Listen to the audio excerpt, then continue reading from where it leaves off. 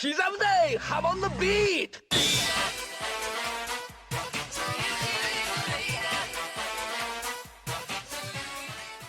Welcome back to another JoJo chapter review.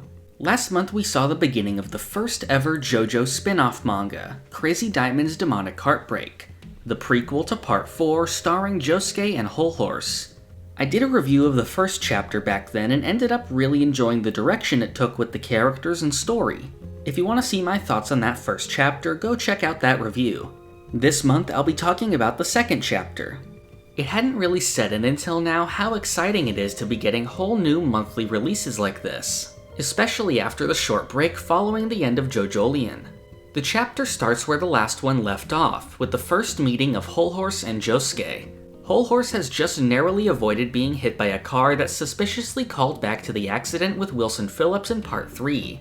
While Josuke and Whole Horse are questioning each other, he inadvertently insults Josuke's hair. The driver comes flying out of the car, and Josuke ends up fixing him with Crazy Diamond. But since he's mad about his hair, the driver's face is fixed incorrectly, giving him a bigger nose.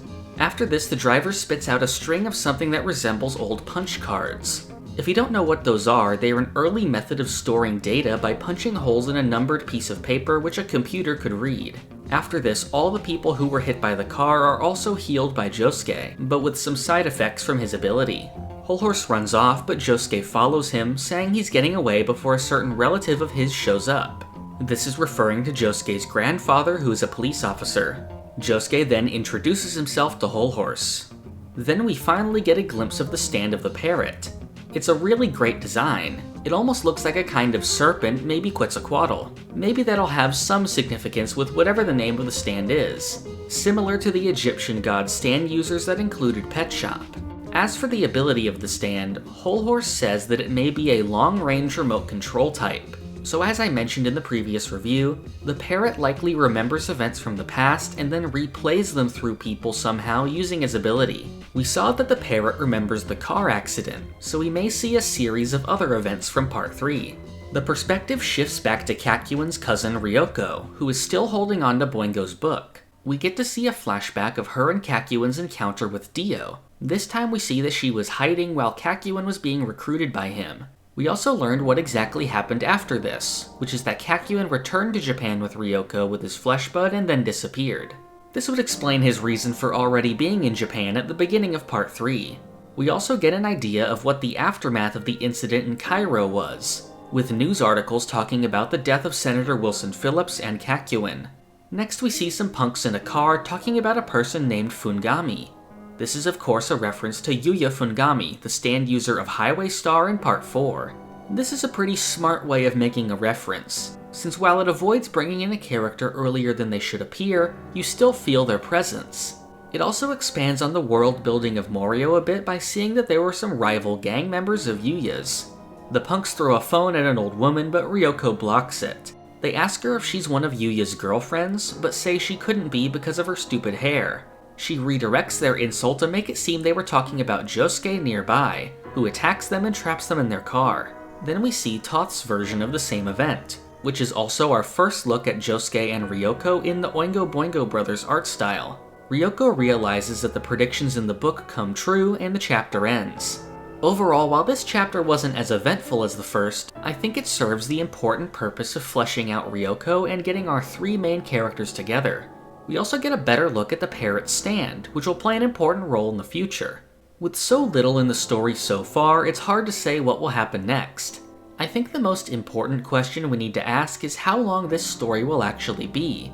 I feel like it'll be pretty short, and as far as chapter count, I'd say it'd be around 5 to 10 chapters. The reason I think this is because there's only so much you could have Josuke realistically be doing before Part 4 until it becomes a bit ridiculous. But I would be pleasantly surprised if this manga goes on for quite a while and has a good way of keeping things balanced with the main series.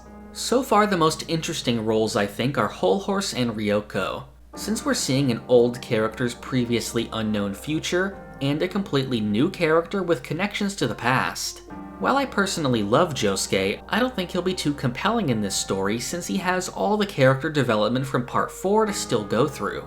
He does seem to have a somewhat secondary role in the story so far. which is odd since Crazy Diamond is the one whose name is in the title.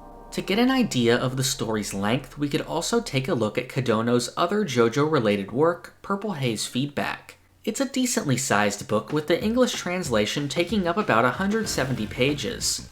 And it has a ton of content with 2 new side characters, a whole series of flashback scenes, and a good-sized team of villains. So I wonder if we'll be getting anything on that scale for this story. But since Purple Haze Feedback was a sequel and not a prequel, it was a lot more open to adding new things. Part of me thinks this will just be a short manga, but on the other hand, Kodono has been planning this story since all the way back in 2013. With that much planning, I feel like there must be more to it than it seems. Overall, I'm really excited to see where this story will end up going. I'll be back next month for yet another chapter review. As for future JoJo content that's coming up, we're seeing the release of the JOJO Magazine in March. Most importantly, this will feature a new 71-page Thus Spoke Kishibe Rohan chapter, which we've learned is titled Hot Summer Martha. In a recent TV spot with Araki, we saw a little glimpse of him drawing a page of it.